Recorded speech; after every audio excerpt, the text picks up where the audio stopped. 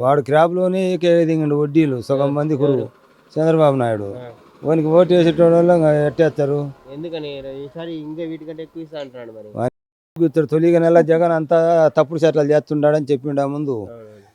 తర్వాత మళ్ళా ఈ ప్రచారానికి 500 డబ్బులు బిర్రా అని 1,00,00,000 మంది ఇచ్చి ఒక 3 నెలలు తిప్పిండు అందరినీ. జనాలు ఎవరు రాలేదు.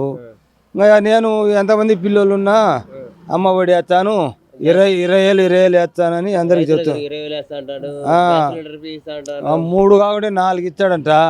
నువ్వు ముందు చేసింటే పని తర్వాత నమ్ముతారు. నువ్వు ముందే చేయక ఎవరు నమ్ముతాడు? చంద్రబాబు అన్నారు వీటికంటే ఎక్కువ పథకాలు ఇస్తారు, జగన్ అయితే రాష్ట్రాన్ని అప్పులు పాలు చేస్తారు, నేనైతే సంపదలు సృష్టిస్తా అంటున్నారు. దాని అన్నాడు. ఇప్పుడు వాడు చేస్తున్నప్పుడు ఇటు చెప్పకూడదు కదా. ఇంతకుముందు వాడు అన్ని తప్పుడు చర్యలు చేస్తున్నాడు. ప్రభుత్వము అమ్మి దొంగతాడు చేస్తాడని అందరికీ రోజు టీవీలో చెప్తున్నాడు. వాడు వెనకిడికి పోయే మనసులు లేనప్పుడు ఇప్పుడు అన్నీ చెప్తున్నాడు. ఊపిరి ఆడనప్పుడు కాళ్ళు అయినా పట్టుకుంటారు, గడ్డమైనా పట్టుకుంటారు. ఆ విధంగా చెప్తున్నాడు. అంతేగాని వానికి నమ్మి ఓటు వేయరు. పేదల్ని ధనికుల్ని చేస్తాను, నన్ను నమ్మండి. ఇంతకుముందు సింగపూర్ చేస్తాను మీకు అందరికి అది ఇది అన్నాడు. రాజధానిలో అప్స్టేర్లు కట్టించిస్తా అన్నాడు. ఆడ ఎకరా వచ్చేసి 24 కుటుంబాలకు భూపతి పండుతుంది. అది ఇక ఆ నుంచి కాలం ఒకటి తీసుకొచ్చి దనకొండ కాడ కట్టింటే ఎన్ని అంతస్తులు వేసుకున్నా ఇండ్లకు కూడా గట్టిగా ఉండేది. ఆడందరినీ వాళ్ళ మనుషులు అందరినీ స్థలాలు కొనుక్కోమని వాడు ఈ విధంగా నటన చేసి అది చేస్తాను ఇది చేస్తానని ఏంది చేసేది?